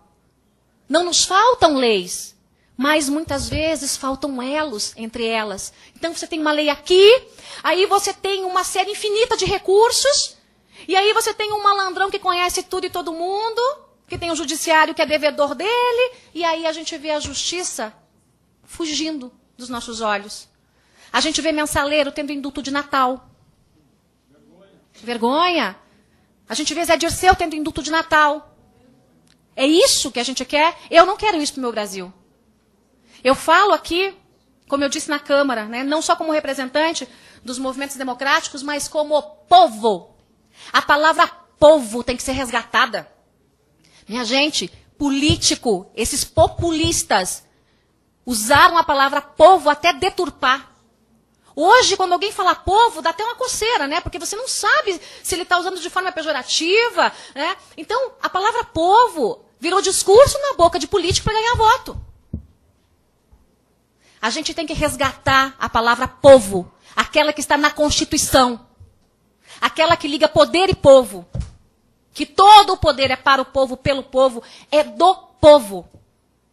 Nós temos que ter essa consciência de que nós, povo, emprestamos para políticos um mandato. Emprestamos. E eles têm que saber que a gente pode tomar de volta. E nós temos que ter a consciência que temos que ter vigilância 24 horas, durante toda a vida, em cima dessa gente. Aí veio o desavisado, né? Especialmente lá a turma que é contra, né? O pessoal do PSOL é contra, do PT é contra. E diz o seguinte, mas vocês vão criar um superpoder no Ministério Público? Onde, cara pálida? Eles olham para você e mentem. E aí?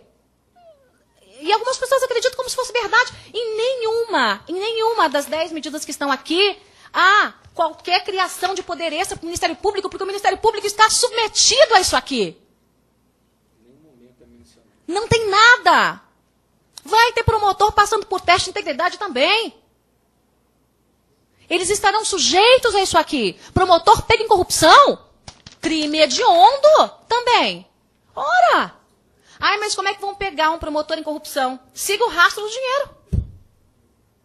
Não é aqui mesmo que diz que o enriquecimento ilícito pode gerar cadeia? Tem que gerar cadeia? Gente, é um caso em São Paulo de um servidor da Receita. Salário, R$8.000. R$8.000, tá? Quando começou a trabalhar, patrimônio total, né, incluindo a casa dele, R$200 mil. Patrimônio de hoje, 90 milhões de reais. 5 anos depois. Esse cara é um gênio. É como os filhos do Lula, são Ronaldinhos dos negócios. E não tem como comprovar. E sabe o que a lei diz? Que é muito suspeito. Mas não vão prender ele. A lei? Não. O Ministério Público é que prove como foi que ele conseguiu aquele dinheiro. Como assim? Então, hoje a Joyce está aqui, amanhã a Joyce aparece andando de jatinho. Não ganhou na Mega Sena, né? Não está trabalhando em Nova York, mas conseguiu um carguinho comissionado. Ah, coisa boa.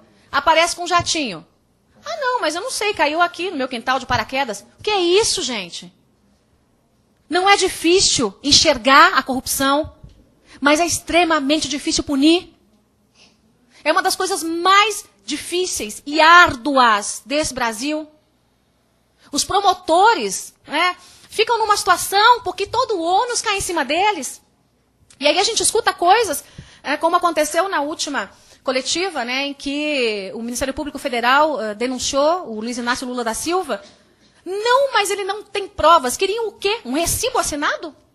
Do Lula, da OAS, que o apartamento era dele? Um recibo assinado. Porque a lei, lamentavelmente, tem essas brechas. Esse projeto fecha as brechas da lei. Esse projeto é o caminho para que político entre para a política para servir e não para enriquecer. Hoje, desconfie. Se você tem agente público que entrou pobre ou de classe média na função pública e saiu rico, milionário, está roubando. Mas não pense duas vezes, está roubando. É ladrão. Porque função pública não enriquece ninguém. Ninguém, ninguém. Mantém um bom padrão de vida, aquela coisa toda. Ok, é um bom salário, tem benefícios, mas não para ficar milionário. Não, de jeito nenhum. Então, o que a gente está querendo com isso aqui é que o crime de corrupção seja um crime mais pesado que roubar uma bicicleta. Que o crime de corrupção seja um crime mais pesado do que o crime do ladrão de galinha. Porque é literalmente isso. Hoje o ladrão de galinha pode ter uma pena maior do que quem rouba o nosso país. Aqui não há, em hipótese alguma, privilégios para o Ministério Público. Muito pelo contrário. Todos são agentes públicos. E todos estarão submetidos a essas leis. 10 medidas contra a corrupção. Para fechar, eu nem sei quanto tempo eu tenho, mas eu imagino que seja pouco tempo, né? Bom, ninguém avisou ainda, então... Então estou no tempo.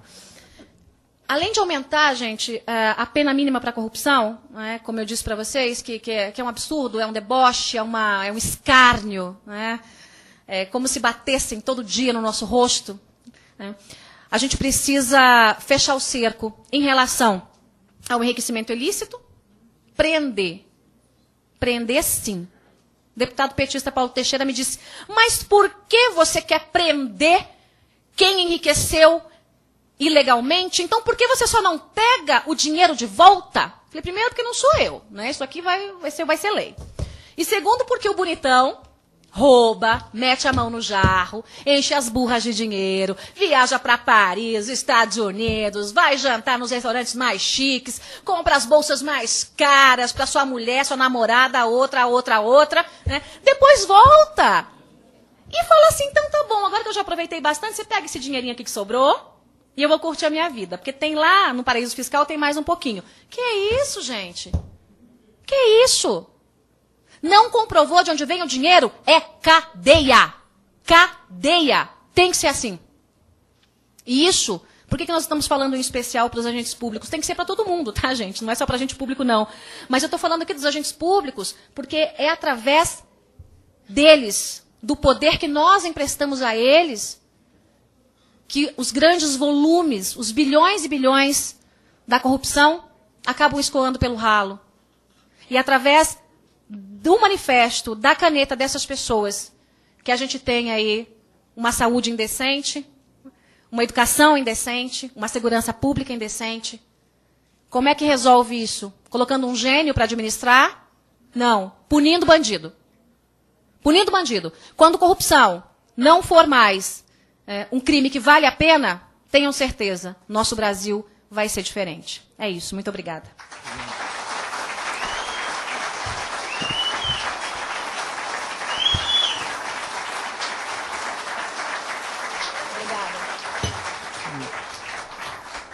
Gostaria de agradecer, Joyce, pela segunda vez de atender meu pedido, né? A primeira vez ainda convidei também a Carla Zambelli, que esteve conosco em Brasília, e ambas foram extremamente elogiadas.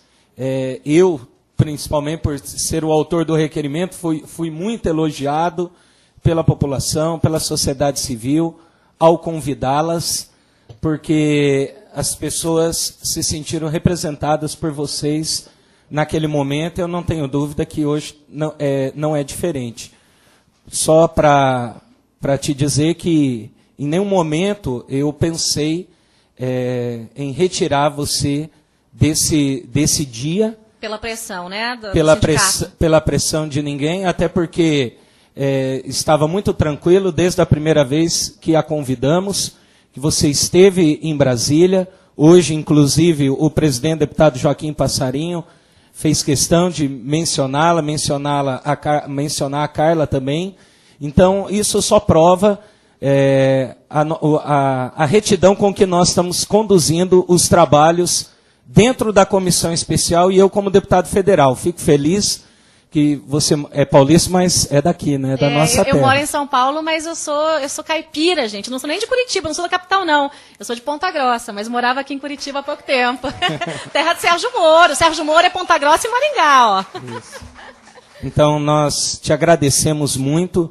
Eu queria apenas aproveitar a tua presença e pedir o teu apoio também, e de todas as lideranças aqui, a gente até, após o encontro, vamos tentar conversar um pouquinho com algumas lideranças de movimentos, porque o processo legislativo agora, após a apresentação do parecer, que vai se dar, então, toda a tramitação aí para a aprovação do projeto, tanto na comissão especial, quanto no plenário da Câmara dos Deputados. Agora, a nossa preocupação é uma só, porque os deputados que já vêm se manifestando contra a matéria são os deputados das maiores bancadas hoje no parlamento e que, por conta disso, por conta do regimento interno da Câmara, a eles também é possível o uso do maior número de recursos para tentar protelar e impedir de que esse projeto seja aprovado. Agora, é claro, nós também temos como traçar nossas estratégias e de lutar para que as 10 medidas de combate à corrupção sejam aprovadas, tanto na comissão especial quanto no plenário da Câmara, e alertar a população sobre todas essas articulações e manobras que podem ser feitas. Sim. Então, num outro momento, eu gostaria de te passar, estar dando essas informações, contar com o apoio de todos os líderes que aqui estão presentes, para estarem nos ajudando, porque agora nós vamos entrar, de fato, no momento mais importante desse processo, que é o período das votações. Então, só para vocês terem uma ideia, na comissão especial, se abre a ordem do dia no plenário da Câmara, derruba qualquer votação na comissão especial. Então, um exemplo, os deputados dos grandes partidos podem apresentar lá requerimento de audiência da votação pelo período de 3 sessões, e coloca para votação, e vai para discussão. Só nisso vai 30 minutos, 40 minutos, 50 minutos. Aí até ser concluída a votação. Depois, eles podem apresentar o requerimento de adiamento de discussão por 2 sessões, por 1 sessão, requerimento de retirada de pauta, requerimento não sei do que lá. E aí vai o processo andando, abre a ordem do dia, derruba aquela reunião daquele dia na comissão especial.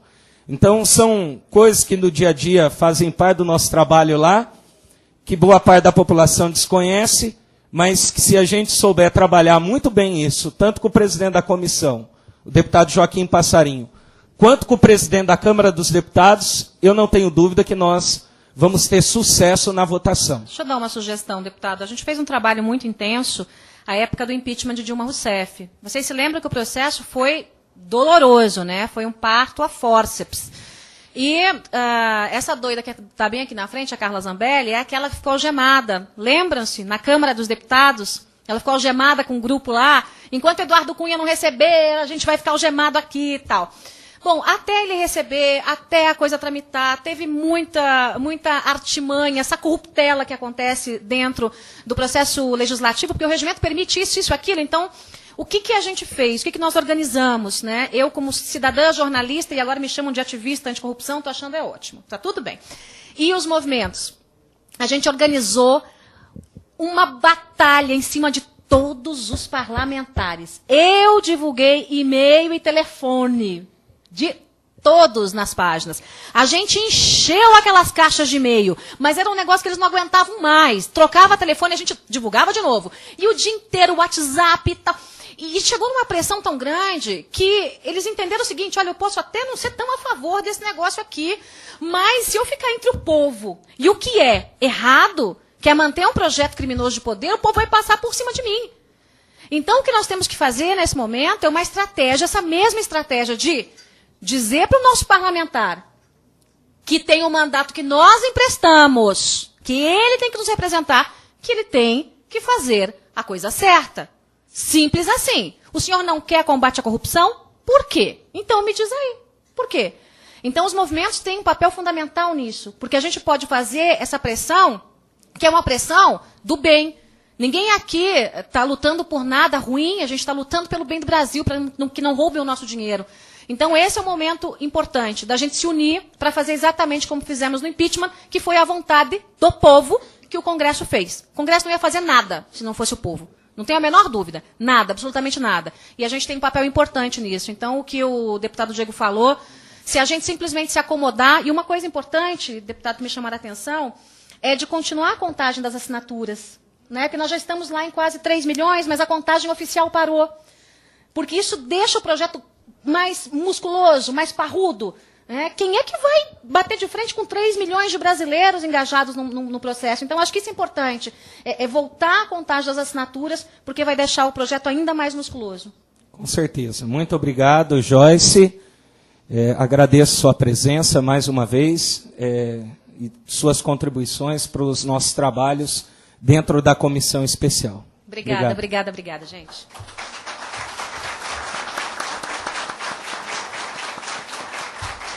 Eu convido a senhora Thaís Monteiro, coordenadora do movimento Vem Pra Rua.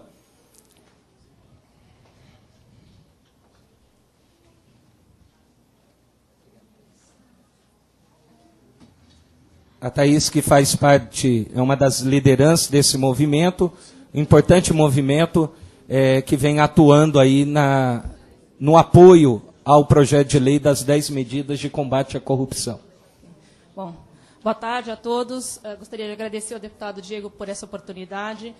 É difícil falar depois da Joyce, mas vou fazer o meu melhor aqui. Bom, é o seguinte, Vem Pra Rua é um movimento que eu imagino que vocês conheçam das ruas, e eu vim falar aqui um pouco da parte das redes. O que a gente está fazendo na questão das 10 medidas agora? E também faremos em outros projetos. Nós estamos focando em ferramentas para fazer exatamente isso que a Joyce estava comentando, que é a conexão do cidadão eleitor com o parlamentar. Se ele está lá e nos representa, então nós queremos dizer a ele o que nós queremos. E a ideia do mapa das 10 medidas é exatamente essa, é auxiliar essa conexão com o parlamentar para que a sociedade possa expressar a sua opinião. Uma coisa muito importante de ser dita aqui é que nós não estamos buscando apoio do parlamentar às 10 medidas e nenhum tipo de compromisso com o Vem Pra Rua. Nós estamos procurando o compromisso do parlamentar com a sociedade. Então, nós não queremos declarações para nós ou que sejam enviadas por carta, por e-mail. Nós queremos hoje declarações públicas. Nós queremos que os parlamentares vão até as suas redes sociais ou nos seus próprios websites e declarem apoio às 10 medidas e à tramitação do projeto. Nós não queremos declarações para o Vem Pra Rua. E isso é muito importante, porque nós queremos ser uma ferramenta entre o povo e aqueles que nos representam. Então, o mapa é muito aberto a todos que queiram participar. Lá nós classificamos entre a favor, contra e indeciso, de acordo com essas declarações públicas. Então, para quem aqui encontrou uma declaração divergente da que está lá, a gente tem um botãozinho no mapa que diga, clique aqui, encontrou um erro, faça um contato. E mandando para a gente esse link de uma declaração pública, nós faremos a alteração. Tá? O importante é ressaltar que não vale uma declaração dizendo, eu sou contra a corrupção. Todos nós somos. Eu sou contra a corrupção através do PL das 10 medidas e eu vou fazer tudo o que eu puder para ajudar na aceleração da tramitação desse projeto. É isso que a gente está. É esse o nosso trabalho hoje. É um trabalho aberto a todos os voluntários que queiram participar. Não é um trabalho exclusivo das equipes do Vem Pra Rua. E é isso. Está aqui para todos nós podermos exercer a nossa cidadania. Obrigada. Obrigado, Thaís. Obrigado.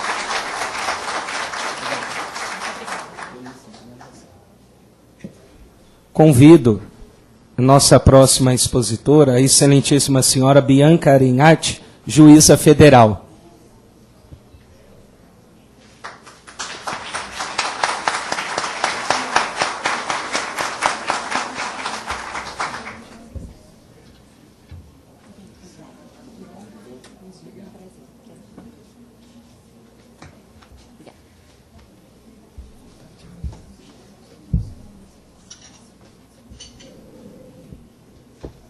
Bem, boa tarde. Porque ninguém fala. Sabe por que ninguém fala? Porque ninguém tem coragem, porque a imprensa persegue. Fale, deputado, para você ver. Se amanhã não vou inventar alguma coisa. Mas olha, nem que tem que desenterrar quando você tinha 5 anos de idade e você, sabe, pegou lá o cafezinho escondido da sua mãe. Ah, o deputado roubou o café da mãe. Roubar café da mãe não pode. tentem enfrentar a imprensa, a grande imprensa. Todas povoadas com o que eu chamo de esquerdopatas.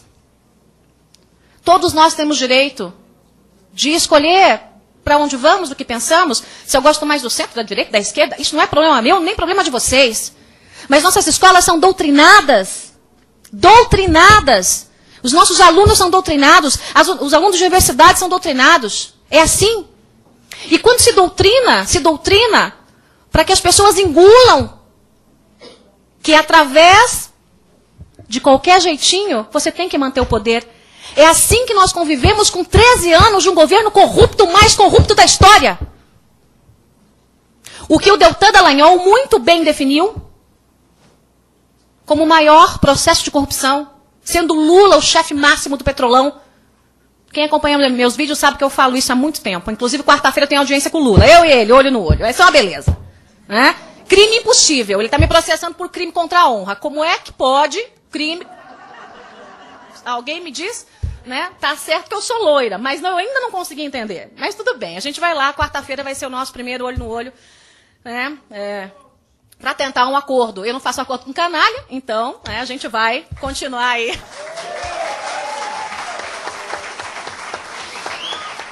A gente vai continuar a briga longe. Eu conversava um pouco mais cedo com o Deltan na salinha, e o Deltan é essa figura doce, né? Ele é todo tímido, assim como o Sérgio Moro. O Sérgio Moro, ele se esconde até para rir, né? Ele fica todo tímido, e essa popularidade toda deixa eles até um pouco constrangidos. E ele me agradeceu, ele falou assim: Joyce, como eu queria ter essa casca dura que você tem. Eu falei, depois de apanhar muito, a gente vai ficando com a couraça mais dura. Ele falou, como eu queria ter essa casca dura que você tem. Porque você fala mesmo. Eu vi o vídeo que você fez me defendendo. Quem é que ataca, gente, as 10 medidas? Quem é que ataca um projeto que basicamente combate a corrupção? É quem é corrupto, quer ser corrupto, se vale da corrupção. Não há lógica racional para alguém como o deputado Teixeira, lá na Câmara. O deputado Diego viu.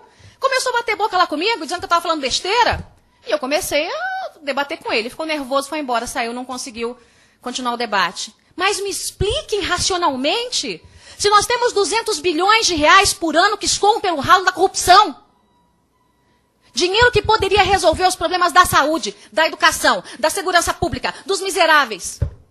E aí vem malandro me dizer, não, mas esse projeto aqui é muito duro. Não, esse aqui vai botar corrupto na cadeia, que é isso? É para ir para a cadeia, sim. Lugar de corrupto é na cadeia. Lugar de assassino é na cadeia. E a corrupção mata. A corrupção mata. Por isso, eu defendo que tem que ser tratada como crime hediondo. Hediondo.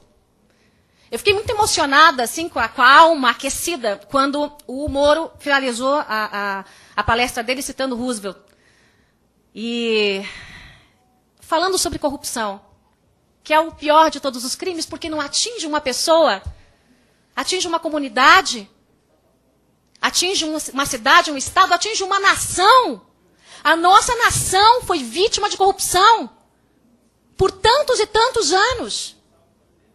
E que foi aperfeiçoada a enésima potência nos últimos 13 anos. E repito, não sou eu que estou dizendo isso. São investigações. Não fui eu que montei a Lava Jato, não fui eu que criei o Petrolão. Mas eu sei que é o maior esquema de corrupção da história do mundo moderno. Quantas pessoas morreram por conta desse esquema de corrupção? Os senhores já pararam para pensar? Quantas crianças morreram em hospital? Quantos idosos não conseguiram UTI? Porque não tinha. Quanta gente morreu esperando remédio? Quanta gente não teve acesso à escola? Quanta gente tomou um tiro na cabeça porque não tinha segurança? Eu sou parceira da polícia. Quantas vezes eu escutei da polícia do Paraná, deputado Diego, nós não temos dinheiro para gasolina. Não tem dinheiro para colocar a ração dos cachorros da polícia militar. E dinheiro de corrupção enchendo bolsos de canalhas, de ladrões, assassinos. Ele não pega a arma e atira, mas ele pega a caneta, que é muito mais perigosa. Dinheiro que muitas vezes sai lá do orçamento para encher as burras dos bolsos dessa imprensa, que ninguém tem coragem de falar. Agora eu vou virar alvo da imprensa de vez, Ave Maria. Né? Ninguém tem coragem de falar. Quantas vezes vocês não viram veículos de comunicação mudando de lado? Quem foi que elegeu Lula? Hein, gente? Quem transformou o Lula no Lulinha Paz e Amor? Fui eu? Foi o deputado Diego? Foram vocês? A imprensa? A troco do quê? Do meu muito obrigada? Tenho certeza que não. É dinheiro que escoa. E como o Deltan falou, processos de corrupção que quando você olha, né, você lendo o preto no branco, até parece que está certinho. É honesto usar dinheiro público para destruir pessoas nos meios de comunicação ou para construir imagens de canalhas que passam a não ser tão canalhas assim, afinal de contas, né, começam a ser bem vistos, né, reportagens boas. Mas querem pior? Política do achaque. Política do achaque.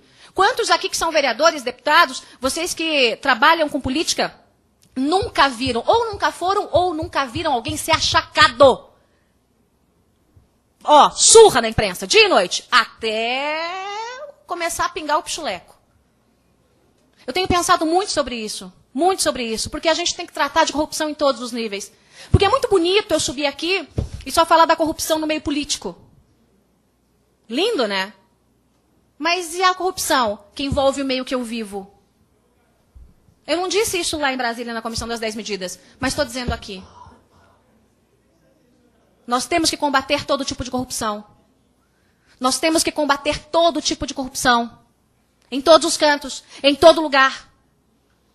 E nós temos que quebrar a cultura da corrupção que existe hoje no Brasil. E há a cultura da corrupção. Hoje, ser corrupto no Brasil, tirando a Lava Jato, que como o próprio Deltan disse, é um ponto fora da curva. Hoje, ser corrupto no Brasil vale a pena. Se qualquer um de vocês vira um moleque aí, roubar uma bicicleta, dar um empurrão no dono da bicicleta, só um empurrão, não precisa machucar não, e roubar, a pena dele é mais pesada do que alguém que rouba o Brasil. A pena de um moleque que rouba uma bicicleta é mais pesada do que a pena de alguém que rouba a minha nação. Porque hoje a pena mínima para corrupção são de 2 anos. Para quem rouba bicicleta, 4. Pode isso? Pode isso? Alguém se contenta com isso? Mas no Brasil, as pessoas se contentaram. Deixamos de discutir política. Política virou um palavrão, ninguém quer mais falar. Ai, meu Deus, todo mundo rouba mesmo, deixa. Quando a coisa estourou na nossa cara, com política, com economia, com Lava Jato, com tudo, é que o Brasil tomou um chacoalhão tão grande que acordou e foi às ruas. E a gente não pode retroceder agora. O nosso Brasil não pode virar a Itália depois da Operação Mãos Limpas. A gente precisa criar uma cultura de decência e honestidade. Se malandro não obedece porque não é honesto, malandro vai obedecer porque vai ser punido. É assim que tem que ser. E isso vale para todas as esferas. Teste de integridade é uma coisa que as pessoas debatem muito comigo.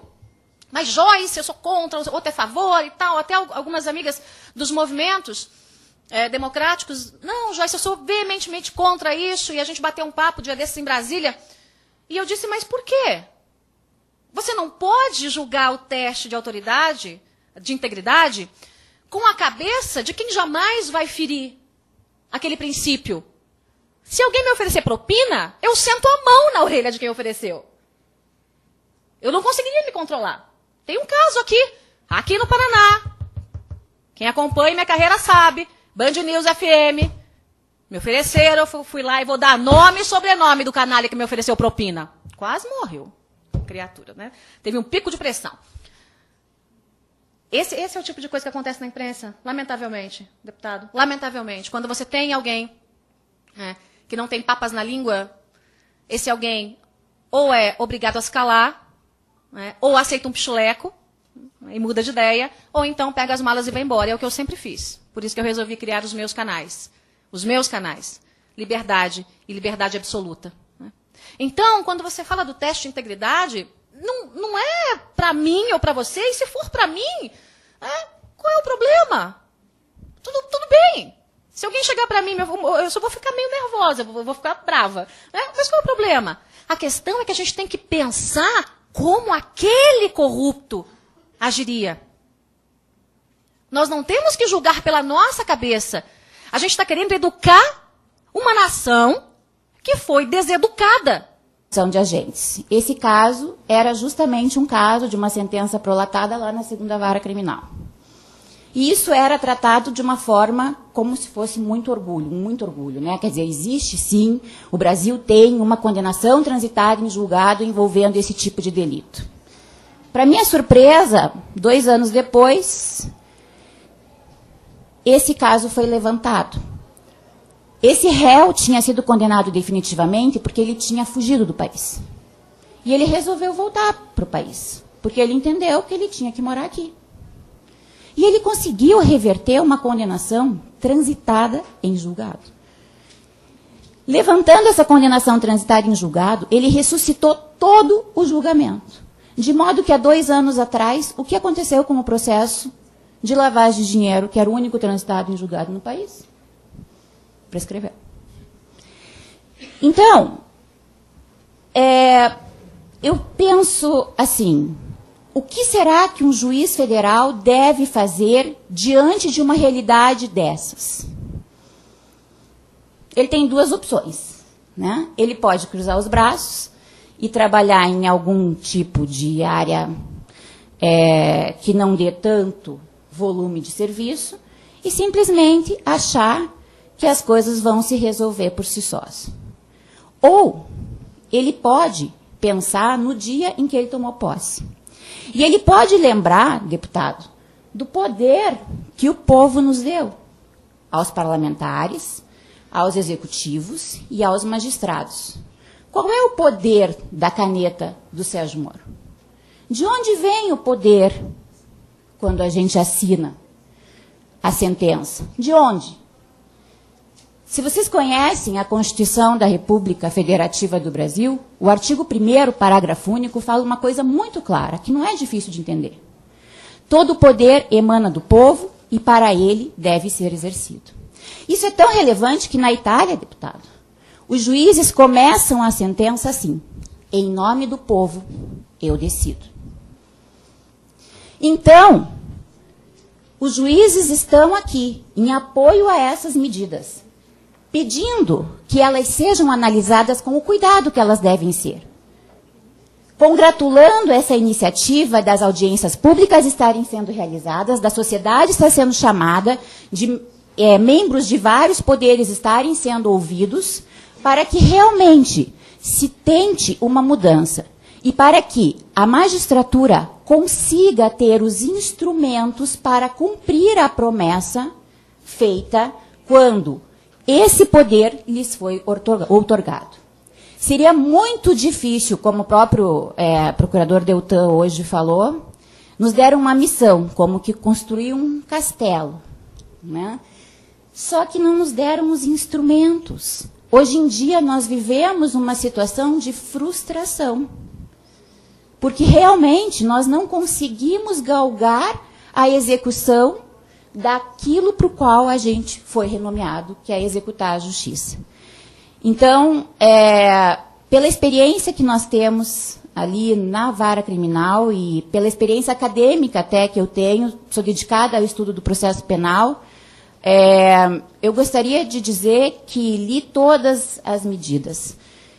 Manifestei expresso apoio às medidas, assim como outros colegas juízes federais, a AJUF e a PAJUF editaram um vídeo onde nós explicamos cada uma dessas medidas e demos também contribuição na elaboração delas e alguns questionamentos. Não acho, da mesma forma como o Sérgio falou, como o Deltan e o Robertson falaram hoje de manhã, não acho que elas estão imunes a críticas, não. Acredito que nós temos de ouvir todos os lados, ponderar, analisar se um caso ou outro merece algum tipo de temperamento. Mas o que eu peço é assim, deputado, existe uma luz, agora existe. E essa força que os movimentos sociais estão expressando do apoio à magistratura nacional não pode ser descartada. Ela é muito importante. Então, agradeço a paciência de todos, coloco-me à disposição para, eventualmente, qualquer contato, explicitação de alguma das medidas, questionamento sobre o crivo da Justiça Federal, ou sobre o crivo da JUF, ou da própria Escola da Magistratura, quais são as análises que nós estamos fazendo dessas medidas, e fico, então, à disposição de todos aí para o debate.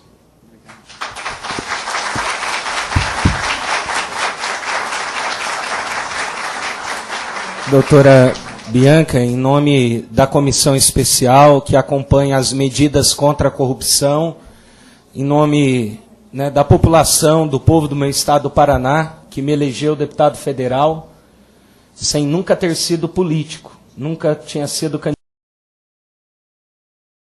disputado uma eleição na minha vida.